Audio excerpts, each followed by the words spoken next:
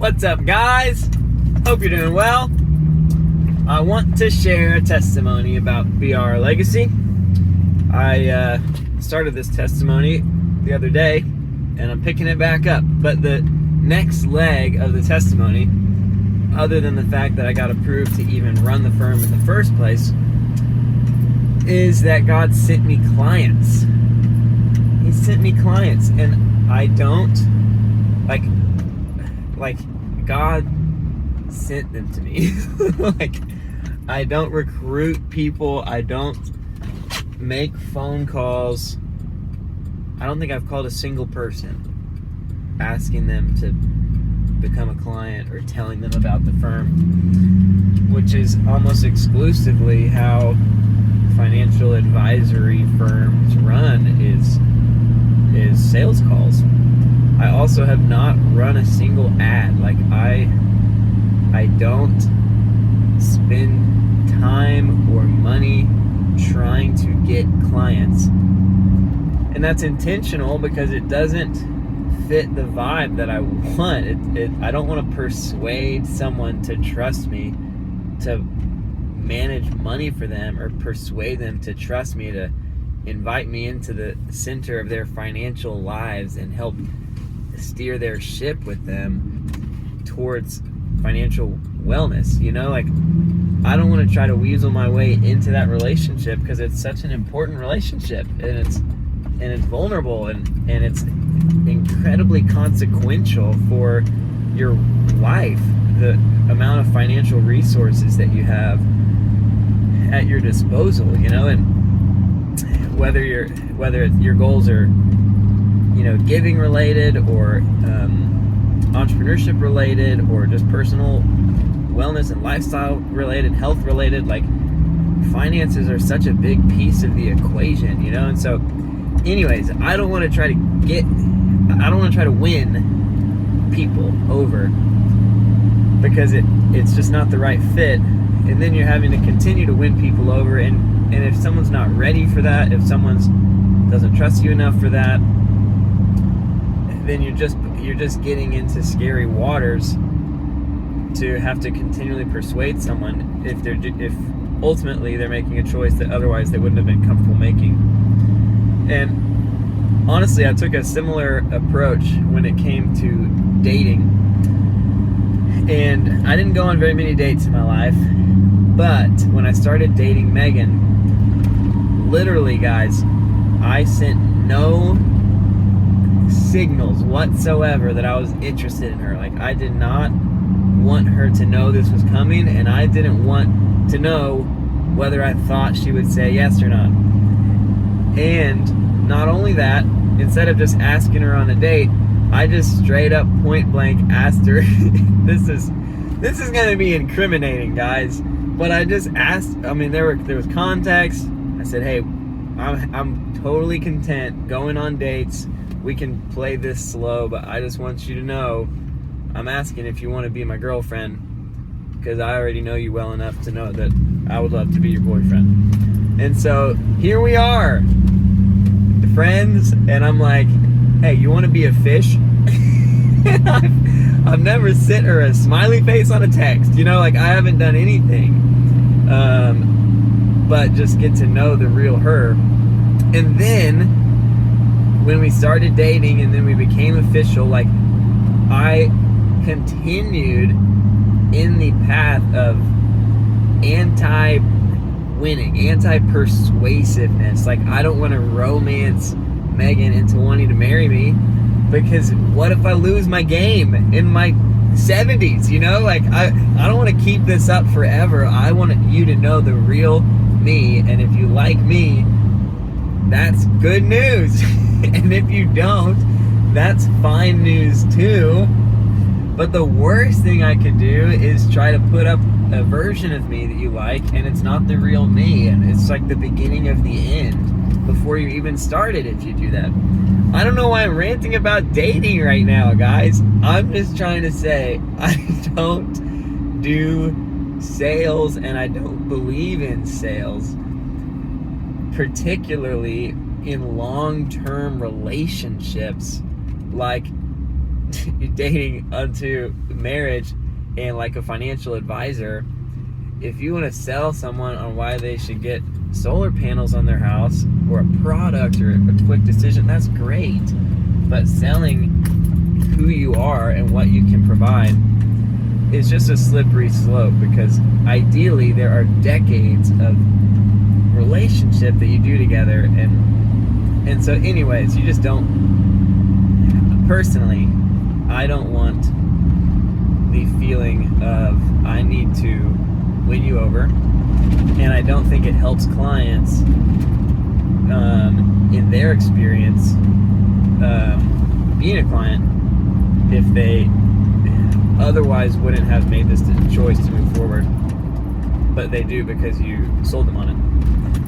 So all that said, that's just all context for why it's amazing that God has sent me clients, because I haven't won them over, I haven't persuaded them, I haven't done anything like to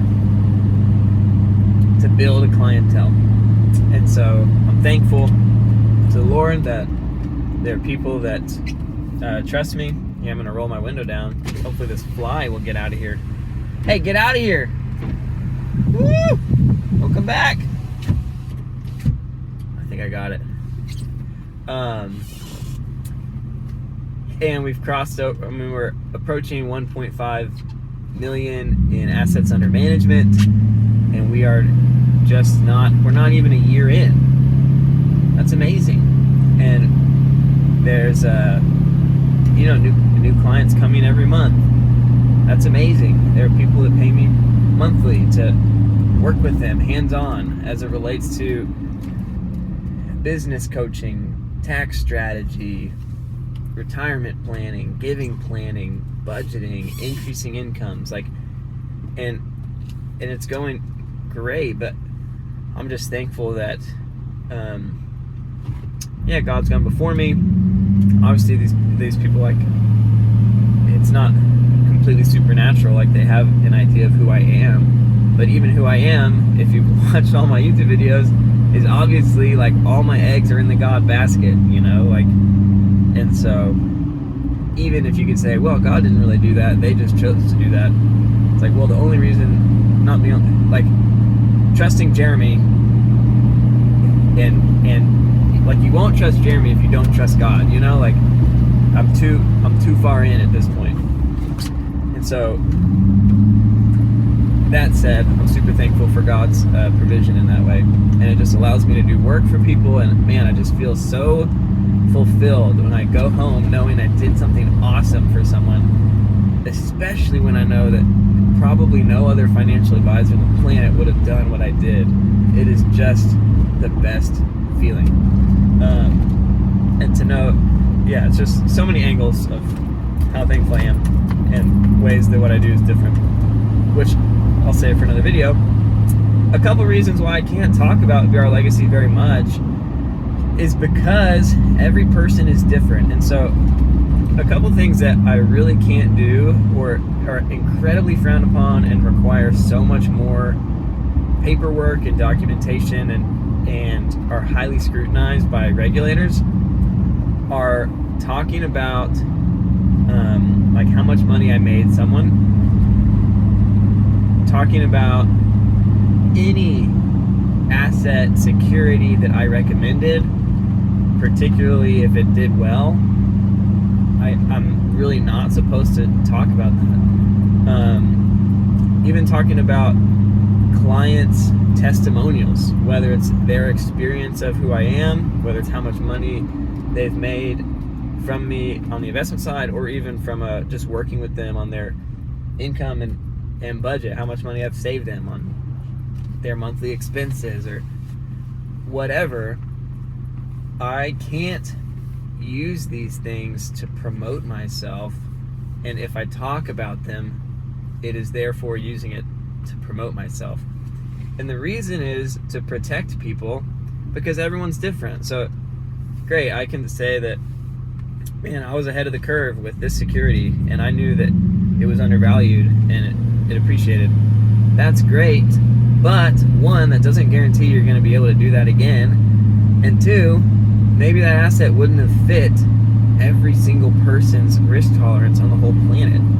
And so just because Joe Schmo bought some of this asset, it doesn't mean that G Schmee would have done it.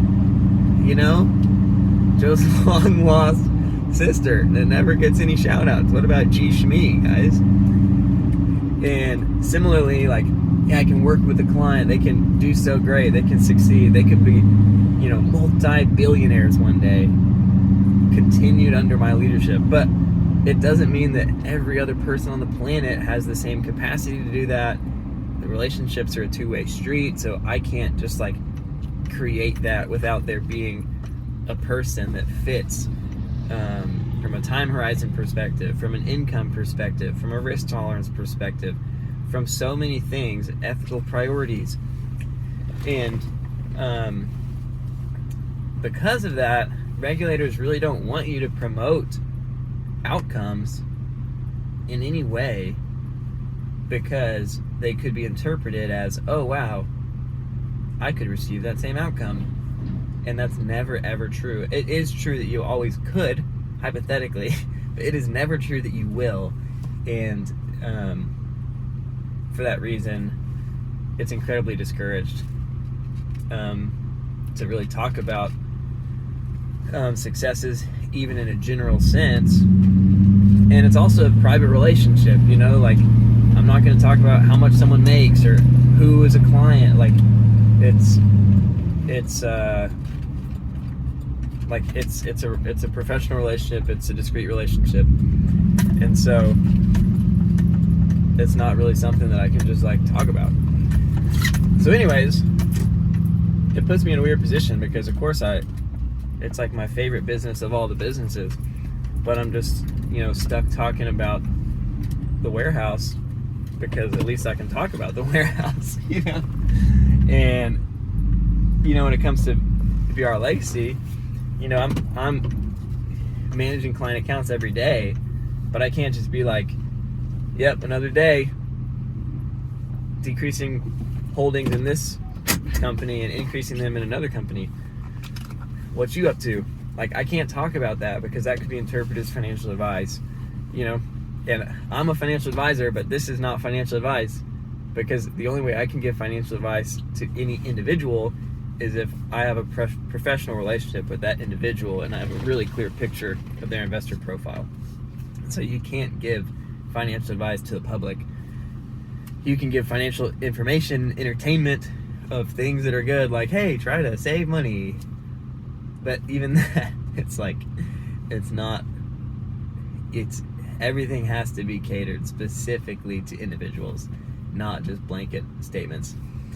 So anyways, I love what I do as a financial advisor. I love working for people. I'm so thankful that God's sent people to me to work for and to work with. But it's hard to like create BR Legacy content without talking about something that I did or do.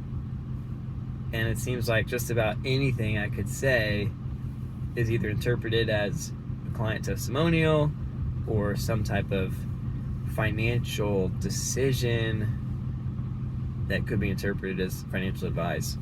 You know, I could create content like for other financial advisors of, oh, what risk management software do I use? But like, is that super interesting? You know, probably not.